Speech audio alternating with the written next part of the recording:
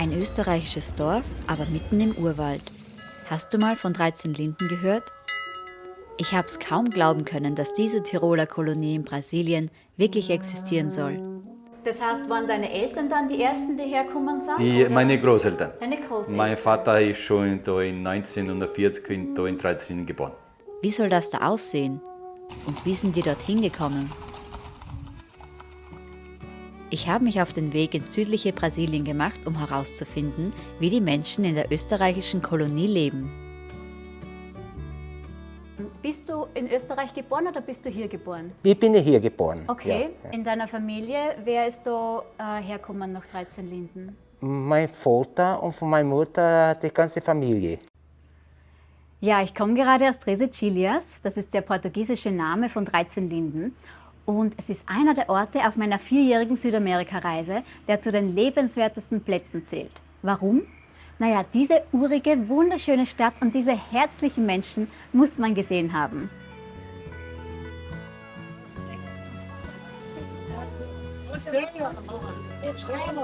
Eine Stadt vom kleinen Bauerndorf und heute ein kleines Alpen-Disneyland mit fast 9000 Einwohnern.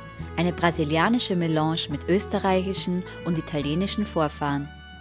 Ich bin in 13 Ländern geboren, aber ich habe eine italienische Abstammung. Und wir leben alle gut miteinander. Wie fühlen sich die Einwohner von 13 Linden? Wie anders ist es dort als im richtigen Österreich? Hier, wir haben keinen Krieg gehabt. Und dort, sie haben schon Krieg gehabt. Und dann, sie sind, ich glaube, ein bisschen verschlossen. Ja, das macht etwas mit einer Generation und später. Ja. Die österreichische Kultur wird offen gelebt und die Verbindung zur alten Heimat aufrechterhalten durch Traditionen, Tanz und Sprache, die hier weitervererbt werden und für das sie in ganz Brasilien bekannt sind. Und habt ihr zu Hause immer Deutsch gesprochen oder Portugiesisch? Zu Hause immer Deutsch, also meistens, ja. Okay, ja. Diese Stadt ist aus dem Nichts entstanden und dafür braucht es Fleiß und harte Arbeit. Die Leute aus Italien und aus Österreich sind nach Brasilien gekommen zum Arbeiten, nicht zum Ferien machen. Aber wie ist es überhaupt dazu gekommen? Romy Thaler, die Besitzerin eines Trachtengeschäfts, ist Enkelin des Gründers von 13 Linden. Você tem uma loja para roupas tradicionais? Nós temos uma loja. Ela se chama... Romy, du hast hier ein Trachtengeschäft. Ja, unser Geschäft heißt Commercial Thaler. Mein Vater war Österreicher und ist als Zweijähriger, als Sohn des Gründers der Kolonie, Andreas Thaler, nach Brasilien gekommen. Der Gründer hat aber nur 5 Jahre hier gelebt und mein Vater verlor seinen Vater mit 7 Jahren. Er hat in der Burg gewohnt, die heute ein Museum ist. Nesse castelinho, que hoje é museu. Im Museum von 13 Linden habe ich allerlei Anhaltspunkte zu einer sehr bewegten Geschichte gefunden. Das Schlössl war früher, vor 90 Jahren, das Zuhause des Tiroler Kolonialgründers Andreas Thaler, der große Pläne für diesen Ort hatte. Die Geschichte von 13 Linden begann 1933 mit Andreas Thaler, einem Bauernsohn und späteren Landwirtschaftsminister aus Tirol. Angesichts der Wirtschaftskrise von 1929, die auch Österreich hart traf, kämpften viele Bauern ums Überleben. 1926 wurde Thaler Landwirtschaftsminister und wollte Bauern eine Perspektive bieten, angetrieben von einer düsteren Vorahnung. Sie sind von Österreich nach Brasilien gekommen, weil sie wollten nicht mehr einen Krieg erleben. Ja, Andreas Thaler hat davor schon mehrere Plätze hier in Südamerika besucht und ursprünglich wollte er sogar nach Paraguay. Dort war es ihm aber dann zu heiß. Dieser Zeitungsausschnitt erschien 2 Jahre vor der Auswanderung. In Brasilien fand er das ideale Ziel für eine neue Heimat. Eine hügelige Landschaft, die an Tirol erinnert, und bereits bestehende deutsche Siedlungen wie Blumenau und Pommerode. Ja, was stand den Siedlern bevor? Diese Zeitungsausschnitte deuten auf einen harten Beginn hin. Die neuen Siedler standen vor immensen Herausforderungen. Heuschrecken, Ameisen und Erdflöhe belästigten sie und vernichteten ihre Ernten. Die Natur war unbarmherzig. Ihr Fleiß und Zukunftsorientiertheit, die sie aus Europa mitgebracht haben, kann man hier in alten Zeitungsberichten aus den 1930er Jahren gut sehen. Wo früher eine fast undurchdringliche Wildnis war, befindet sich heute eine blühende Ansiedlung mit den freundlichen, im Tiroler Stil gehaltenen Holzhäusern der Kolonisten. Ja, was in diesem ersten Jahr geschaffen wurde, kann sich wahrlich sehen lassen, denn schon ein Jahr nach Ankunft heißt es: Unsere Kolonie verfügt bereits über 2 Sägewerke, eine Ziegelei, Schmiede, Drechslerei, Tischlerei, Schuster und eine Schneidewerkstätte und ein Elektrowerk. Auch Viehstand ist beträchtlich. Unser Wunsch und unser Ziel, bald der alten Heimat gleichen zu können, zur Freude unseres neuen, zum Stolz unseres alten, geliebten Vaterlandes. Heute gibt es viele Andenken zu Ehren der ersten Einwanderer und die Leute freuen sich sehr über jeden Besuch aus Österreich, denn so viele ausländische Touristen kommen nicht dorthin. Die Haupttouristen sind Brasilianer, die einmal das schöne Österreich sehen wollen, denen der Weg ins ferne Europa aber zu weit ist. Ja, viel Arbeit und viel Fortschritt gab es bei den Siedlern in kurzer Zeit. In 13 Linden hat jeder Mensch, der arbeiten will, auch Arbeit. Sie müssen schon Arbeiter importieren aus der Gegend, weil es nicht genug Arbeiter gibt. Tirolmilch ist die größte Molkerei, die zweitgrößte Brasiliens, und sie beliefern viele Orte. Sie machen viel Forschung für neue Produkte, damit sie noch mehr Städte versorgen können. Der Erfolg der Stadt liegt in der Landwirtschaft und auch im Tourismus. Der Schriftzug auf der brasilianischen Flagge, Ordem e Progresso, trifft wie die Faust aufs Auge. Denn Ordnung und fleißige Arbeit werden hier groß geschrieben und die Stadt hat sich in den letzten Jahrzehnten wirtschaftlich sehr gut entwickelt, vom kleinen Bauerndorf zum heutigen 13 Linden.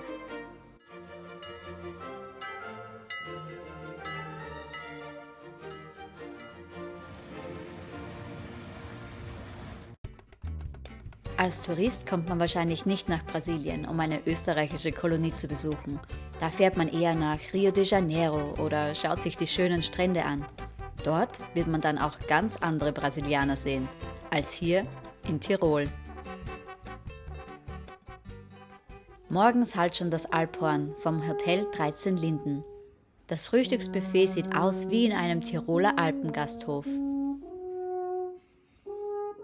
Die Menschen haben so ähnliche Werte wie Europäer. Der typische Brasilianer sorgt sich weniger über die Zukunft, musste oder wollte vielleicht noch nie Geld ansparen oder Vorräte anlegen. Dies sind alles Werte, die man in Ländern mit langem Winter kennt. Die vielen Sonnentage in 13 Linden und die Mischung aus brasilianischer und österreichischer Kultur trägt zum Zauber dieses Ortes bei.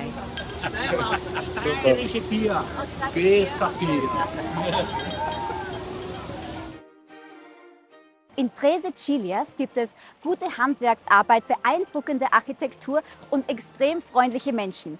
Die sprechen oft einen Mix aus Portugiesisch und Deutsch. Schauen wir mal, wen wir hier heute in der Kolonie treffen. Ingrid hat ein Atelier für Holzbildhauerei. Sie ist Urenkelin des Gründervaters Andreas Thaler und hat das Handwerk von ihrem Vater Gottfried Thaler gelernt. Und dann hat er immer zu mir gesagt, spare in der Zeit, dann hast du in der Not. Ich sollte immer mein Geld, was ich bekommen habe, immer etwas behalten, das ich für immer Zukunft hätte. Und er hat es auf Deutsch gesagt, nicht auf Portugiesisch. Immer wenn ich ihr gefragt habe, Vater, kannst du für mich ein Geld geben, dann hat er gesagt, spar in der Zeit, dann hast du in der Not. Ja. Er hat immer das Geld gegeben, aber zuerst hat er immer das gesagt. Sie sind von Österreich nach Brasilien gekommen, weil sie wollten nicht mehr einen Krieg erleben. Sie haben gewusst, dass ein zweiter Weltkrieg kommt und er wollte nicht, dass die Österreicher die Kinder für den Krieg verlieren. Und deswegen hat er so etwas gegründet.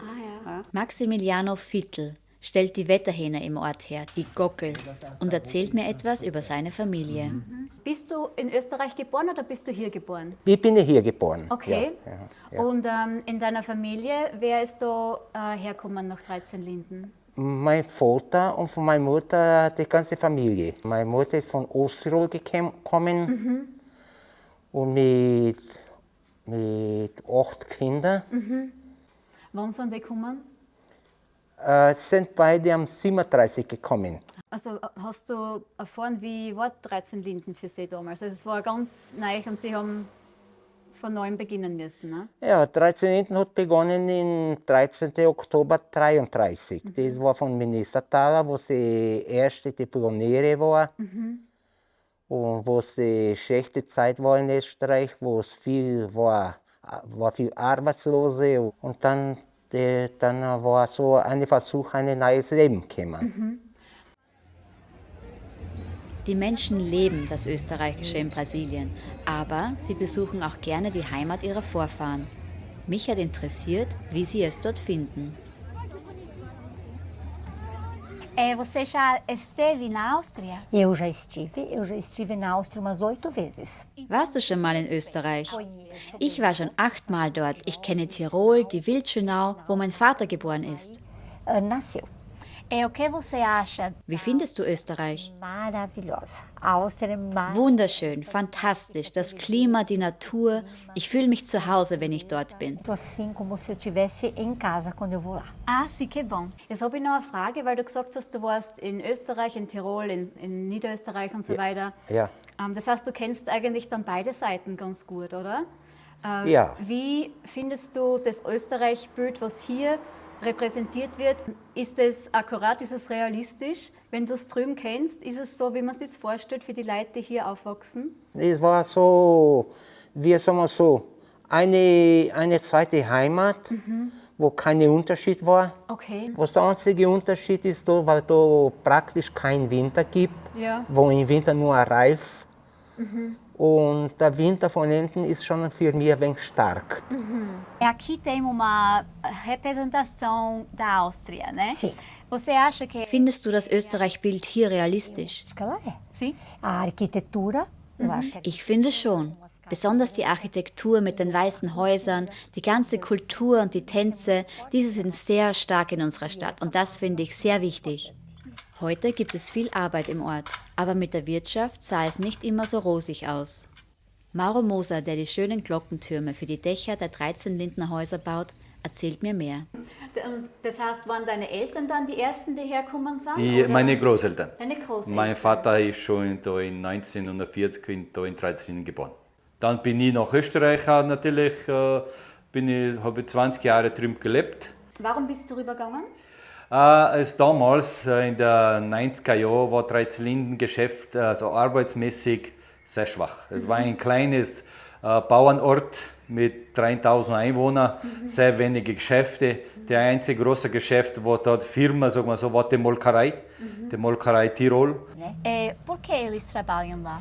eles trabalham porque muitas vezes eles Warum gehen die Leute nach Österreich zum Arbeiten? conhecer a terra. Viele sind jung und wollen das Vaterland kennenlernen, den Ort der Vorfahren, der Großeltern. Sie sind neugierig. Und es ist auch eine Einkunftsquelle, um hier investieren zu können, ein Grundstück zu kaufen oder einen Betrieb aufzubauen.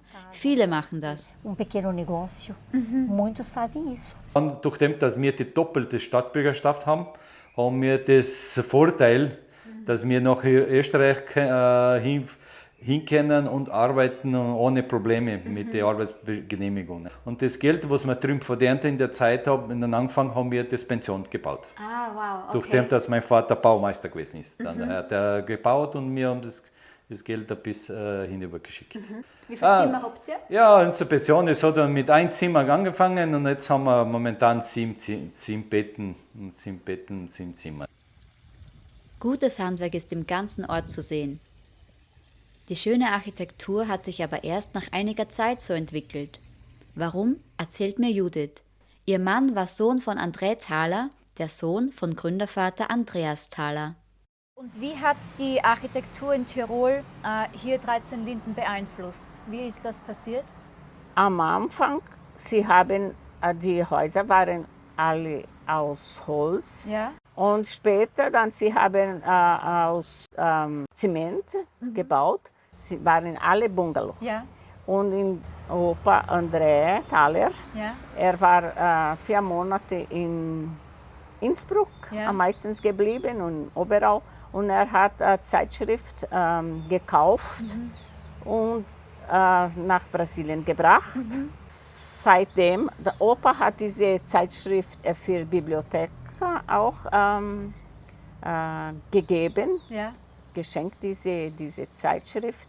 Und unser Bürgermeister hat 7 verschiedene Pläne gemacht lassen. Und die Leute, die eine von diesen Zeichnungen benutzt, Welle, braucht nicht diese Pläne bezahlen. Ah. Und die Leute, sie haben das Dach renoviert und einen Tiroler Stil gebaut. Die Architektur zieht viele Touristen an. Der Tourismus hat sich in den letzten Jahrzehnten gemausert. Früher war es ganz anders. Weil früher das Essen war eine Schwierigkeit hier in Drei-Zylinder. Ein Gasthaus zu finden. Ja, weil er hatte keine. Und die Touristen sind gekommen. Und dann hatte nichts zum Essen nach dem Mittagessen und so, nur Brot mit Wurst. Und dann die Leute müssen das auch lernen, etwas anderes machen und so. Ja, um sich anzupassen an den Tourismus auch, oder? Ja. Und da in Drei-Zylinder, das war bei uns ein Ort, wo Drei-Zylinder jetzt momentan 8000 Einwohner. Und wir in Drei-Zylinder sind momentan schon fast über 1100 Betten. Und das für einen so kleinen Ort in Brasilien, da gibt es größere Städte, wo es 100.000 Einwohner haben, nicht einmal für 500 Betten, sagen wir so. Und habt ihr dann so viel Tourismus? Ja, in den Wochenende und die Festtage haben wir ziemlich alles besetzt, Gott sei Dank. Und woher kommen die Touristen? Sind das auch ausländische? Ausländische sind wenige. Die Ausländer sind mehr Brasilianer, sagen wir so. Es kommen schon Österreicher auch, aber in der Zahl 10% vielleicht. Die Leute kommen nach Drei-Zylinder, die Touristen, sie sagen immer, hier ist ein Paradies. Neben der Architektur ist Drei-Zylinder noch für eine andere Kunst bekannt, die Holzschnitzerei. Conrado Michael Moser ist Holzbildhauer. Ja, meine Mutter kommt aus Österreich, aus Stolfelden in Salzburg. Mein Vater, meine Großeltern sind hierher gekommen, mein Vater ist schon hier geboren. Ah, okay. Und habt ihr zu Hause immer Deutsch gesprochen oder Portugiesisch? Zu Hause immer Deutsch, also meistens, ja. Okay, ja. Merkt man einen Unterschied, ob jetzt jemand hier österreichischer Brasilianer ist oder italienischer oder von woanders? Also manchmal merkt man nicht, weil man lebt schon so zusammen, dass das kein, zum Beispiel in Tanzgruppen, so sind manche Italiener sogar und Deutschabstämmige, die bei Tiroler Tanzgruppen mitmachen. Ja. Okay. Und auch bei der Blasmusik und so. Ah ja, also eine gute Gemeinschaft. Gute Gemeinschaft, ja. Und es wird auf das drauf bearbeitet, dass immer eine gute Organisation, gutes Essen und gutes Fest. Gott sei Dank noch keine große Kriminalität.